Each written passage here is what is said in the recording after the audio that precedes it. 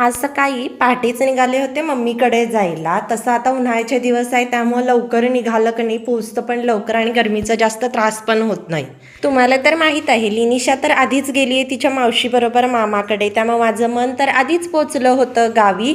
म्हणून मी पण आता निघाले. सकाळी लवकर निघाली असल्यामुळे ना पोहोचले पण मी लवकर. तसं काही आज फारसं ऊन नव्हतं, वातावरण पण सगळं ढगाळच होतं. पण घरी गेल्यानंतर गप्पा तेवढी रंगले की नाही की बाकीचे ब्लॉग शूट करायचे राहूनच गेले. नंतर 4 वाजताना पाठीमागं फेरफटका मारायला आले, झाडं बघायला आलते. मम्मीनं अजून कुठली नवीन झाडं लावली आहेत तेच बघत होते मी. नंतर संध्याकाळी बहिणाबाईंनी मी आलते म्हणून स्पेशल असा वडापावचा बेत केला होता. इथं आलं की मी काहीच काम करत नाही, तीच अशा टेस्टी डिशेस बनवून घालत असते खायला.